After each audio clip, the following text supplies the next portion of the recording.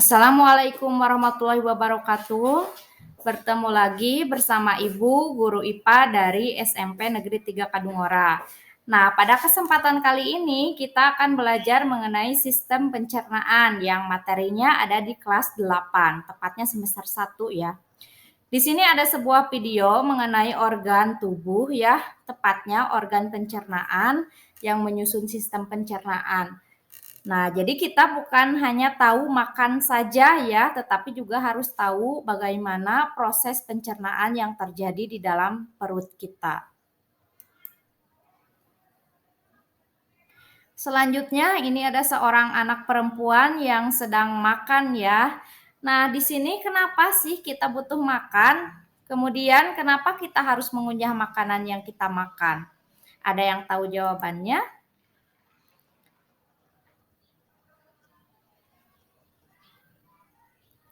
Selanjutnya, apa sih sistem pencernaan itu? Di sini, sistem pencernaan adalah proses yang dilakukan oleh organ pencernaan untuk mengolah makanan agar dapat diserap nutrisinya dan diubah menjadi energi.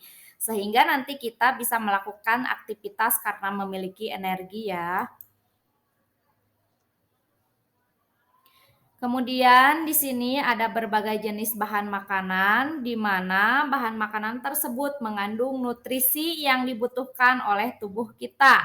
Di antaranya ada karbohidrat, ada lemak, vitamin, protein, mineral, dan juga mengandung air.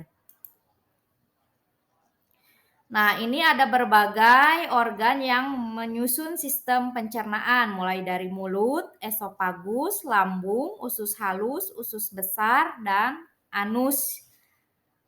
Nah, kita akan pelajari satu-satu ya. Untuk yang pertama ada mulut. Di dalam mulut itu terdapat gigi, lidah, dan kelenjar saliva. Gigi ini berfungsi untuk memotong, mengunyah, dan menghancurkan makanan. Dan lidah akan berfungsi untuk membolak-balik makanannya. Dan kelenjar saliva akan menghasilkan air ludah ya, yang mengandung kelenjar yang mengandung enzim amilase yang mengubah amilum jadi maltosa. Nah, jadi di dalam mulut ini terjadi pencernaan secara mekanik dan secara kimiawi. Nah, ini ada organ yang selanjutnya, yaitu kerongkongan atau esofagus. Kerongkongan adalah saluran yang panjangnya sekitar 25 cm dan berfungsi untuk menyalurkan makanan dan minuman dari mulut ke dalam lambung. Di sini ada videonya ya, gambar kerongkongan. Ya, jadi di sana makanan dari mulut akan masuk ke dalam kerongkongan dan masuk ke dalam lambung. Organ selanjutnya adalah lambung.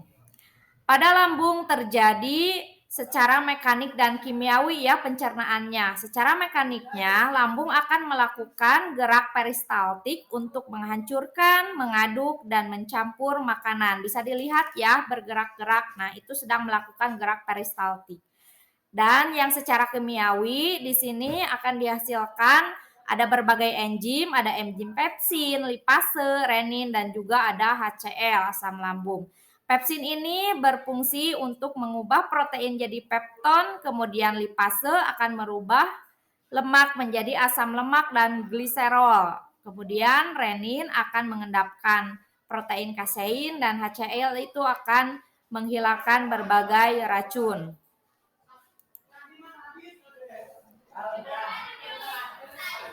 Untuk organ yang selanjutnya ada usus halus. Usus halus dibagi menjadi 3 bagian. Ada duodenum atau disebut usus 12 jari.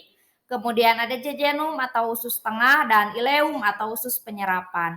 Duodenum berfungsi melanjutkan pemecahan makanan dan ileum dan jejunum itu berfungsi untuk proses penyerapan nutrisi ke dalam darah. Bisa dilihat ya, ini adalah video atau gambar dari usus halus. Untuk organ yang selanjutnya ada usus besar atau biasa disebut kolon. Kolon ini ada yang naik, ada yang datar, dan ada yang turun. Usus besar ini berfungsi untuk menyerap air supaya nanti zat sisanya tidak terlalu banyak mengandung air. Nah, untuk yang terakhir ada rektum dan anus. Rektum ini berfungsi untuk menampung kotoran atau zat sisa sebelum dibuang melalui anus. Jadi ketika rektumnya penuh, maka kita akan merasa ingin buang air besar dan akan dikeluarkan melalui anus. Nah, ini adalah proses dari pencernaan makanan ya. Makanannya akan dikunyah, kemudian akan masuk ke dalam kerongkongan. Nah, ini melewati kerongkongan ya. Kemudian akan masuk ke dalam lambung, bertemu dengan asam lambung. Setelah dari lambung akan masuk ke usus halus.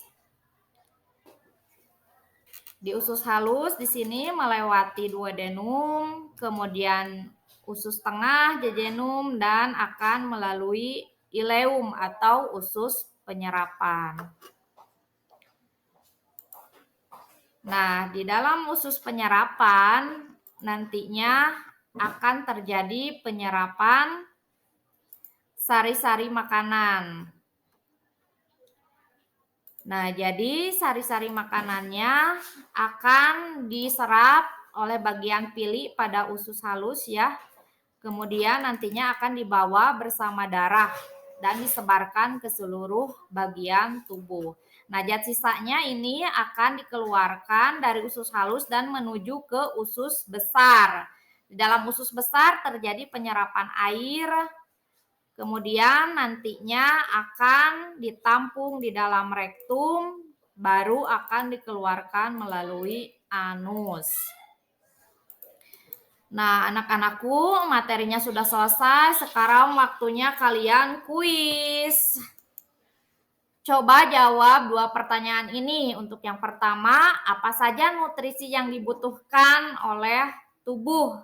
Dan bagaimana kalau kita tidak makan? Jawabannya coba tulis di kolom komentar. Nah, anak-anakku sudah selesai ya materi kali ini. Terima kasih yang sudah menyimak. Ibu ucapkan terima kasih dan semoga kita selalu bahagia. Tersenyumlah biar kita selalu bahagia. Wassalamualaikum warahmatullahi wabarakatuh.